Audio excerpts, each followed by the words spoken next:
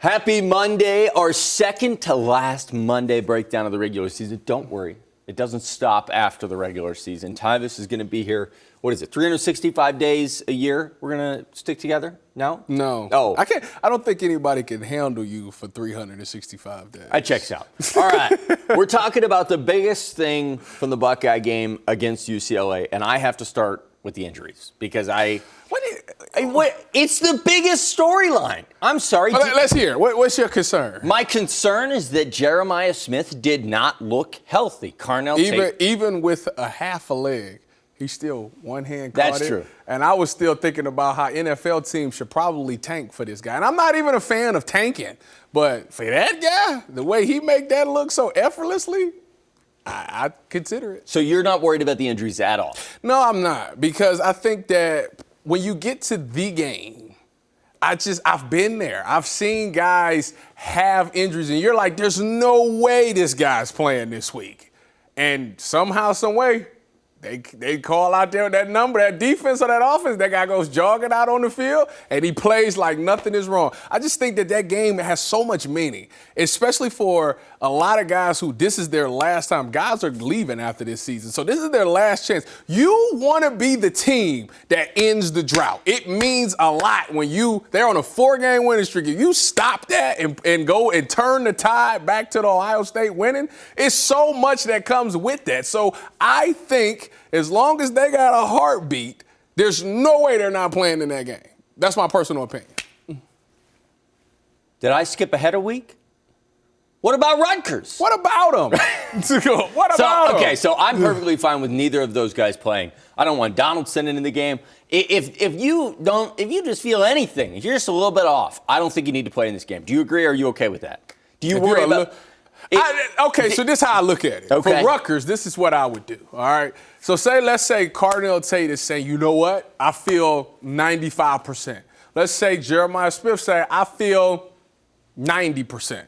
I'd play him a half. Oh, no. I'd play him a half. No. I'd play him one half because I don't want them to completely lose their rhythm, and I don't want Julian to lose timing with guys. This is one of those games that team should go out there and say, we need to handle business in the first half. This game needs to be over in the first half and get these young guys in there. One, you're getting young guys some experience.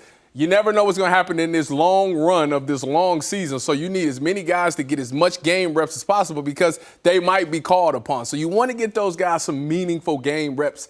And then the other guys, the older guys, the guys that you're dependent on, you get them out. You know, they get their timing, they keep their rhythm, you get them out, and there it is.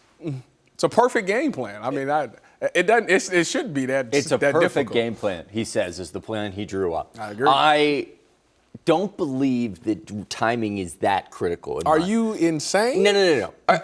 Timing is everything, so saying that was a little silly. Thank you. I don't think that timing is that finicky with these guys. They've been doing this 24/7 for the last, since Julian got on campus a lot. Do you think that missing one game would really throw it off that much?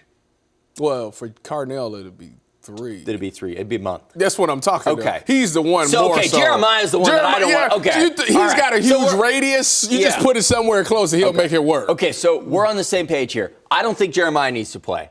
Do you want to get Carnell back on the field to get him a little bit, knock the rust off? I just feel like if you sit that long, like, who knows? Let's say Julian's saying Carnell Tate beats the guy and is running down the field.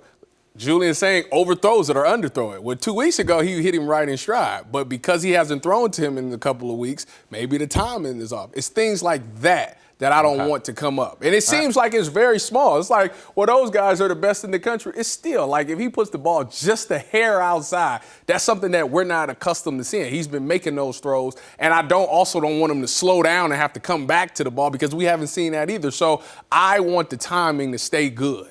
All right, my next question, and I don't think you could properly answer this anymore because I was going to say, how does one not look ahead this week? But you said Michigan before you ever got around to saying Rutgers. As a fan, I can do that. You and I, we can do that. That's true. Can look ahead. They over there at that Woody Hayes building cannot do that. So how are they not doing that? Because there's going to be things that the coach is always going to point out that's going to be like, hey, You know, we had a good performance, but you still got to clean this up. You still got to do that. And I think that for that team, there's a challenge. Look, Rutgers got a good passing attack. It's the 8th in Cadillac Manners is a guy that's started in Minnesota, went to Rutgers. He's throwing for a lot of yards in this conference. And then the receivers, KJ Duff and Ian Strong, is as good as any receiver in this conference. Those two guys will present problems. So I think for that secondary and everybody in that back half, they have to lock in to be able to stop these guys. And I think with a running back coming off of a game with 41 carries for over 200 yards, he's feeling good. He's feeling himself. They think they got something going offensively. So that defense is going to lock in. As far as the offense goes, there's things to lock into because if Jeremiah Smith and Carnell Tate or C.J. Donaldson don't play, there's other guys that got to step up and make these plays. So they have no choice but to be locked into this game offensively and defensively. There is no way to just look ahead. Like if you look ahead, this could turn into a competitive game. Then you're going against what I just told you about being out at halftime. So to me, it's a no-brainer. They're going to lock in. They have to find a way to be dominant in this game. All right, I want to talk about, and this seems a little silly, but it's Rutgers week, and you kind of touched on it here.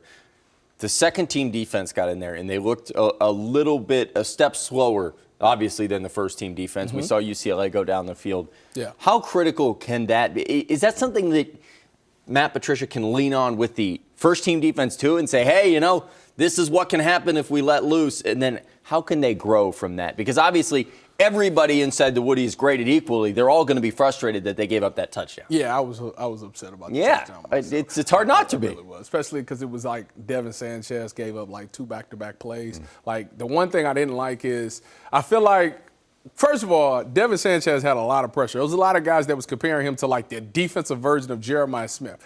Clearly, that's not what he's been this year. He's had some really good reps, but he's not making that huge impact. Obviously, he's not even the starting corner for right now. So I think when he's in there, corner is the hardest position to play in football, by far. I don't care what anybody say. Corner is the hardest. And to come in as a true freshman and be that dominant right away is very seldomly does that happen because the game speed is so different. Guys that you're going against is just different. They know different techniques and tendencies and things like that. So to see him, what I didn't like on the particular first play on the slant was I feel like he got out of there a little too fast. You want to stay square and your pedal. Don't open your hips because as soon as you open your hips, that's when they're gonna run the route. And I think he opened his hips, they ran the slant, and then the guy kind of just got away from him and they had to chase him down. The very next play was when they ran the drag route, which one of the hardest man-to-man routes because you're going across the field, you got to go through traffic, and the guy just got away. So it was just a really good play. This is more so why I like to press because with you're pressing on the drag route, boom, he tries to take off, you're closer to the route. You don't have to worry about being rubbed off and picked off and things like that. So it's just one of those things that he's got to be cognizant about whether I should play off or whether I should press in certain situations. But I think it was a great learning point for him. And as for the rest of that defense, I think that they look like, okay, yes, the one defense is very dominant. We know where we got to get. They've set the bar high, and right now that second team has not hit that bar, but they're always striving to get there. All right, a little inside baseball here, but when they're running that route. Yeah, because drag routes? Yeah, when they're running drag routes. We saw them run into each other. Mm-hmm. Is that a communication thing? Have you already lost the battle when you're? When you run into your own? Yes. No, right before you run into him, though. I mean, even if he doesn't hit him, it feels like. So there is the way that I was always taught about when guys run those crossing drag routes is it always was a field and a boundary rule. So if you were coming from the field side, you would either told you avoid on top or you go underneath. Okay. If you're on the boundary side, you do the opposite. So they need to have that rule in place. You have to know what corner you are. Okay, if I'm to the boundary, all right, the rule is the boundary guy's going to come underneath. If I'm to the field guy says I'm going to go over the top. So that way you're never running into each other. You're never going to bump into each other to pick each other off. And then there's this thing called a jet stream. Now, this is the NFL you're version. Getting real. This is the NFL version. So the jet stream is this. I learned this in Seattle. What you do is when they run the drag route, you got to get directly behind the wide receiver. So if he's running like this, you get right behind him in his back and you run. That way you can never be picked off because you're behind the receiver. The only thing that makes that difficult is it puts you a step behind, and obviously all you need is a step in this league. So you got to be very fast to be able to recover from that. All right. And so that's something that Devin Sanchez and these guys, that's just timing as well. Yeah, That's you got to get on the field. It's got to be one of those rules. It's one of those things that when you get in practice, those coaches have to say, hey, we're to the field. We're when they run these drag pick plays, always avoid over the top. If you're to the boundary, go underneath, or vice versa. However you want to do it, whatever side, just y'all need to make sure that you establish those rules. All right, a little sidebar there. We took a little tangent. I want to go circle all the way back around and get to the offense here because I want to talk about Julian Sayin. Because I am not on your side yet about the Heisman. I'm not there. You came in. What is my side? It was like 3 weeks ago. You gave Ty Simpson the Heisman. You already shipped it to Tuscaloosa. That didn't work out. That is a lie. That didn't work out well for you. I didn't ship anything. I said that in that moment, Ty Simpson was playing better football. I don't want to quote you, but I'm since then came back and said that Julian should win it. Okay. There are a lot of people that are being hypercritical of Julian. And it's gotten to the point where I just want to remind everyone that this guy has played 10 college football games. Well, he's played more, but 10 as a starter. Yes, 10 starting football games that actually had meaningful reps in them. And so if we're criticizing a guy because he threw 8 incompletions as opposed to 3, have we not gotten a little bit out of control here because we're so focused on a statue? Because the bigger trophy is the one that they hold up in Miami, and that's the one they're focused on. The good thing about the Heisman Trophy and all of that talk is that voters, I urge you to just wait. You will get your answer of who you think should win the Heisman, who the Heisman winner truly are, because you can put those votes in after the Big Ten championship games, and if everything holds the way it's holding, you'll see those two guys go head-to-head. And what better way to say a Heisman is a Heisman than competing right along against the guy that he's going against? I think that everybody should wait, and I think we'll get our answer in Indy. You think we got a lot of Heisman voters watching right now? You think one of them out there was like, all right, well. Yeah, I'm just saying. Hey, the Washington Huskies were watching. Just so happen to see it. Just hold on, and you'll get your answer in about 2-3 weeks. I will say, sidebar about the Heisman, I also cannot stand this narrative about these Heisman moments for players and teams that had to come back. Like, I agree. I understand Mendoza looked really good on that final drive against Penn State. I don't think, and that throw was in the only spot that the receiver could catch it, although the catch was 10 times better than the throw. Correct. Reed out of Texas A&M, what are we doing? Dude looked not good in the first half. I watched that first half. It was sensational in the second half. Exactly. So it's fair to say, hey, you know what? What a second half. Was that his Heisman moment? That can't. I mean, does that mean, do we need Julian Sayin? I mean, it's against a 3-win team. Yeah, so. do we need Julian Sayin to come out here and struggle against Rutgers in the first half? I don't think he needs to do that. Okay, No, I just think that if he goes out there and continues to throw for 300 yards, 3 touchdowns a game, and again, you're going to go right against Fernando Mendoza, who's the 2 favorites to win it. I think that you get your answer out of that. If you go out there and outshine and outperform him, and I think the team up north game is one. I mean, that's a feather in the cap. That's something no quarterback has done since Justin Fields? Since we beat them? Yeah. Right. Yeah, Justin Fields. He came back in and threw to Garrett Wilson. Yeah, the last one. That's crazy. So 2019. That's what I'm saying. So I think for Julian Sayin, that game is a whole Heisman moment. Why did you say that? That's 6 years ago. That's really. I'm just building up a Heisman moment. You want a Heisman moment, Julian? Next Saturday is your Heisman moment. Last thing, the run game. Yeah. Boy, did they look good. Didn't it? Put a smile on your face, didn't it? It did. Bo Jackson just continues to have that burst. I feel like I ask you this every week, and I'm starting to more so come to your side on this.